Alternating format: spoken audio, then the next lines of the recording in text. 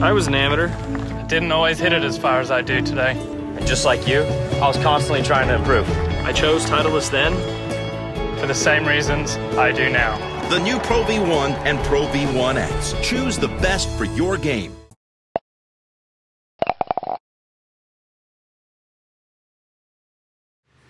He needs a lot of help from the leaders for him to come back, and also he needs to play well, and he needs a lot of help. So right now I'm not really focusing on him as much. I'm trying to focus on Lucas, actually, the way he played today. He hit one ball up on 5 on the par 5, had to chip back out, made a great bogey in the end on the par 5, and then on 11 today hit that one up, into the bushes up there, and had to go back to the tee, made a double. But he kept his composure because, things could have kind of spiraled out of control for him after that hole. And it looked like they were with that drive off the next hole, but then he came back with a great chip on the 12th hole, and he held his composure pretty well. So I'm not really focusing on too many guys, but obviously got to keep an eye out on Lucas. Yeah, it's not. 15 birdies the first 2 days, only 2 today. Was the difference the conditions and the course, or was the difference Jason? Yeah, so the little bit of pressure, more pressure on. Obviously it is the weekend. It's Saturday. Tomorrow there's going to be a lot of pressure on everyone's shoulders. But as the week goes on, there's more and more pressure. It gradually builds. The conditions are tough. The greens are starting. Fairways and greens are starting to firm up. So they're not as receptive as they were the first 2 days. You can't kind of take on certain lines. You have to play out to the sides on some pin locations to try and give yourself at least 15 to 20 feet. And if you get yourself to anywhere between 15 and 25 feet all day, you probably maybe at 1 or 2 putts it could go in. That's a big maybe.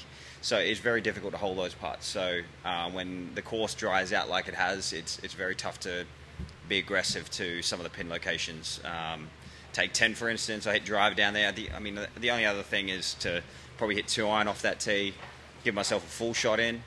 But I just felt like it was a better idea to hit drive away past all the bunkers, so that there's bunkers everywhere around in that hitting zone.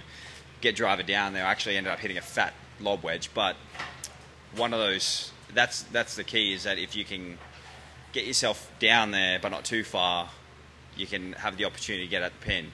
I got myself too close, tried to hit a flop shot, hit it a little bit fat, and one of those things where you're just going, hopefully I can just try and get this up and down, and end up getting up and down in the end. Jason, you can just check on do you think that your experience will count tomorrow? And secondly, would you like to get your birdies? You talk about maybe 2 or 3 would be enough. Would it be better to get them done early in the day to make other guys chase those? Well, yeah, I'd love to have 2 or 3 birdies early, but I think definitely the front 9 is a lot harder. 1 and 2 are pretty strong holes. 2 not so much with the downwind, but 1 into the wind is very strong to start out. The front side is more difficult than the back side. I feel like the back side yields a lot more birdies. I think if you look at it, probably does on stats. I think I just got to kind of get my 1 or 2. If I can get 1 or 2 on the front side, just kind of get out of there with no blemishes on the scorecard, get to the back side and just kind of relax into the back side and let things unfold, because I know that I can get to 14 in 2 if I hit a good drive there, and 18 I can get home in 2 if I hit a great drive there too as well. So there's a lot more birdie opportunities for me on the backside. So if I can just kind of be patient and hopefully just get 1 or 2 here or there on the front side would be great. Martin. How do you feel about starting out in the lead tomorrow? It sounded yesterday like you wanted to get to the lead and let everyone chase you. Yeah. What's your past experience of leading into the last round? Yeah, it's always good. Ben, you'd know how many times I've... In the early part of your career, you always go right in front. Yeah. The back part, you've been very good. Yeah, thanks, mate. Actually, and that's the thing, you have to learn to love the lead. A lot of guys through some of their careers have learned to win from behind because there's less pressure being out in front. But this is a great position to be in. You always learn from being in this position regardless of what tournament it is. I'd much rather be in this position than one stroke back. I know that I've got, you know, a bunch of players behind me that are going to go out there and play their hardest tomorrow and potentially could win. So I got to be sharp tomorrow. I got to stay focused and make sure that I keep pushing. You know, because the biggest thing for me in the latter part of my career here, I've learned that you just can't think about what other guys are doing. You know, you can obviously kind of watch, but don't let their play influence your play. And you always got to just keep pushing forward. You can't be defensive. Even when you have the lead, you can't be defensive. You got to keep pushing forward and hopefully just close that door, you know, over time. But I mean, it's always good to be out front. Ben, I'll get everyone your official stats later, so they have it. Yeah, but, thanks, mate. So, Lucas, with Lucas today, you were very friendly. You were being very chatty, and I'm not going to be friendly. No, I'm joking. No, I'm joking. That's the actual. That's the real question. No, because tomorrow you probably put the steal on him at some point. That's what you do. Well, with Jordan. it's not match play. That's it. I'm a total different person in match play. I'm not saying that I'm mean or anything like that, but I just treat it differently. You know how I am, but it's not that. I still think he's a great kid. I mean, it's good to have conversations with someone that you actually enjoy walking the golf course with.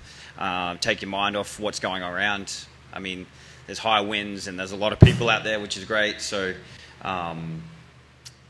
it's difficult to you get lost in your own little world sometimes, and sometimes it's a bad thing. So you got to kind of just kind of relax. But I won't change tomorrow, I don't think. Mate, I'm too nice of a person for that. next question.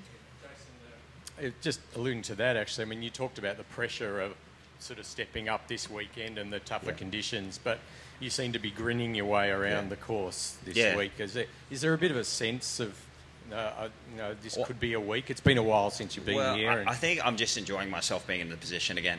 For the longest time, it was very stressful, and to a certain degree, you almost resent it, and you have a bit of fear of what's going to happen. But it's not that. I feel I'm enjoying myself more on the golf course now than I have in a while, especially this past season, this past year that I've played.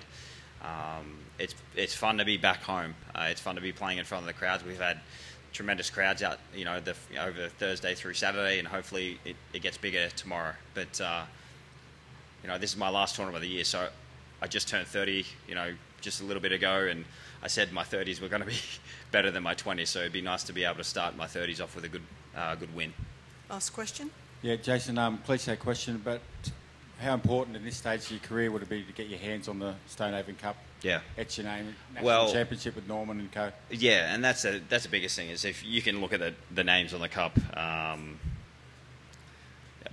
A lot of Hall of Fame members, a lot of great players, a lot of future Hall of Fame members have on that cup as well.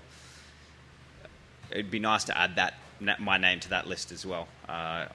But the hardest thing for me is to you really you don't want to get ahead of yourself, and it's easy to tonight be able to think about the possibilities of holding the Stonehaven Cup for the first time. And like I said, I don't want to win it just once. I'd like to come back and win it multiple times and try and do my best that way. But right now, I just got to try and focus on getting as much rest tonight so I can really stay focused tomorrow, because I know that it's going to be a very difficult day tomorrow with regards to what we're going to have out there, the pressure, the winds, the fans, and the media, and everything out there. So, and it's been a while since I've won, so obviously everyone's going to be nervous out there, and it's a good nervous, because without nerves you don't get in the zone, and without being in the zone you don't shoot the scores that you can shoot. So I'm going to enjoy the challenge of trying to win again tomorrow, and it's going to be a lot of fun getting out there and playing against the young guys out there.